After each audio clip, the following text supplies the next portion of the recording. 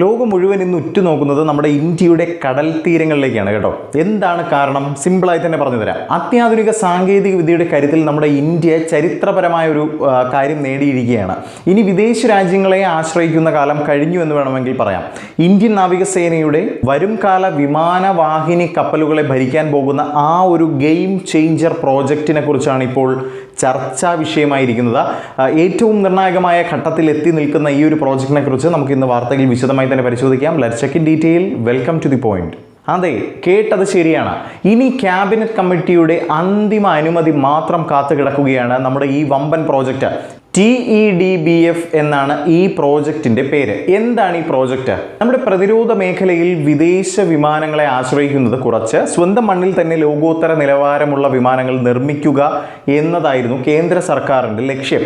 അതിനായി DRDO, ADA, HAL എന്നീ പ്രസ്ഥാനങ്ങൾ കൈകോർത്തപ്പോൾ പിറന്നതാണ് TEDBF അഥവാ twin engine deck based fighter. മുമ്പ് ഉപയോഗിച്ചിരുന്ന ഡിസൈനുകളിൽ നിന്ന് വ്യത്യസ്തമായി തുടക്കം മുതൽ തന്നെ നാവികസേനയുടെ ആവശ്യങ്ങൾക്ക് അനുയോജ്യമായ രീതിയിലാണ് ഇതിന്റെ രൂപകൽപ്പന വരുന്നത്.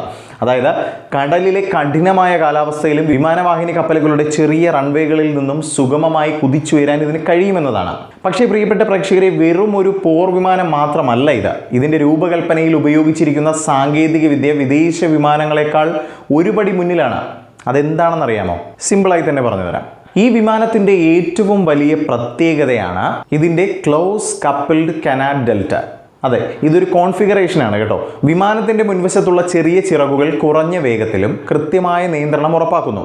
കപ്പലുകളിൽ നിന്ന് ടേക്ക് ഓഫ് ചെയ്യുമ്പോഴും ലാൻഡ് ചെയ്യുമ്പോഴും ഇത് വളരെയധികം സഹായകരമാകുമെന്നതാണ്. ഇതിന്റെ പരീക്ഷണം ഉടനെ നടക്കാൻ പോവുകയാണ്. മണിക്കൂറിൽ മാക് 0.2 വേഗത മുതൽ മാക് 1.8 വരെ സൂപ്പർസോണിക് വേഗതയിൽ ഈ വിമാനം എങ്ങനെയാണ് പറക്കുന്നത് എന്ന് കൃത്യമായി പരിശോധനകളിലൂടെ മനസ്സിലാക്കാനിരിക്കുകയാണ്. ടെസ്റ്റിങ്ങുകൾ പൂർത്തിയാക്കുന്നതോടെ ഇതിന്റെ പ്രോട്ടോടൈപ്പ് നിർമ്മാണവും ആരംഭിക്കും കേട്ടോ. നമ്മുടെ അഭിമാനമായ തേജസ് വിമാനത്തിന്റെ ശില്പിയായ പ്രൊഫസർ കോട്ട ഹരിനാരായണ വ്യക്തമാക്കുന്നതനുസരിച്ച് കേന്ദ്ര സർക്കാരിന്റെ ആഭ്യന്തര സുരക്ഷാ സമിതി CCS അനുമതി നൽകിയാൽ അടുത്ത 5 വർഷത്തിനുള്ളിൽ TEDBFന്റെ ആദ്യ പ്രോട്ടോടൈപ്പ് നമ്മുടെ ആകാശത്ത് പാറിപ്പറക്കുമെന്നതാണ്. തുടർന്ന് 8 വർഷത്തിനുള്ളിൽ, അതായത് 2030കളുടെ തുടക്കത്തിൽ തന്നെ ഇത് നമ്മുടെ ഇന്ത്യൻ നാവികസേനയുടെ ഭാഗവുമാകും. അത് മാത്രമല്ല, തുടക്കത്തിൽ 88 വിമാനങ്ങൾ നിർമ്മിക്കാനായിരുന്നു തീരുമാനമെങ്കിൽ ഇപ്പോൾ ഇന്ത്യയുടെ ആവശ്യകത കണക്കിലെടുത്ത് 120ലധികം TEDBF വിമാനങ്ങൾ നിർമ്മിക്കാനാണ് പദ്ധതിയിട്ടിരിക്കുന്നത്.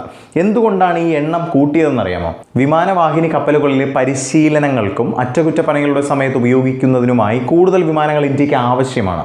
പഴയ വിമാനങ്ങൾക്ക് പകരം ഇന്ത്യയുടെ സ്വന്തം TEDBF എത്തുന്നതോടെ കടലിലെ ഇന്ത്യയുടെ ആധിപത്യം കൂടുതൽ ശക്തമാകുമെന്നതും എടുത്തു തന്നെ പറയണം. ഒരു 4++ ജനറേഷൻ വിമാനത്തിൽ ഉണ്ടായിരിക്കേണ്ട എല്ലാ അത്യാധുനിക സംവിധാനങ്ങളും ഇതിലുണ്ട് കേട്ടോ. മടക്കാനാവുന്ന ചിറകുകൾ അഥവാ ഫോൾഡിംഗ് വിങ്ങുകൾ, വിമാനവാഹിനി കപ്പലിനുള്ളിൽ കുറഞ്ഞ സ്ഥലത്ത് കൂടുതൽ വിമാനങ്ങൾ സൂക്ഷിക്കാൻ ഇത് സഹായിക്കും എന്നൊക്കെയുള്ള കാര്യങ്ങൾ എടുത്തു തന്നെ പറയണം.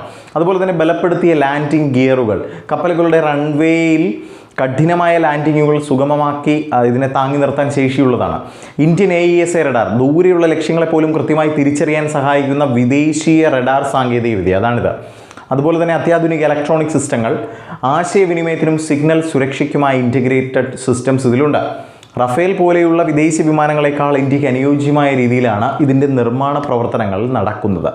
എന്തായാലും ഈ ഒരു വിഷയവുമായി ബന്ധപ്പെട്ട് പ്രിയ പ്രേക്ഷകരുടെ വിലയേറിയ അഭിപ്രായങ്ങൾ രേഖപ്പെടുത്താം. താഴെ കമൻറ്റിലൂടെ മറ്റൊരു വീഡിയോയുമായി കണ്ടുമുട്ടാം. ജയ് ഹിന്ദ്.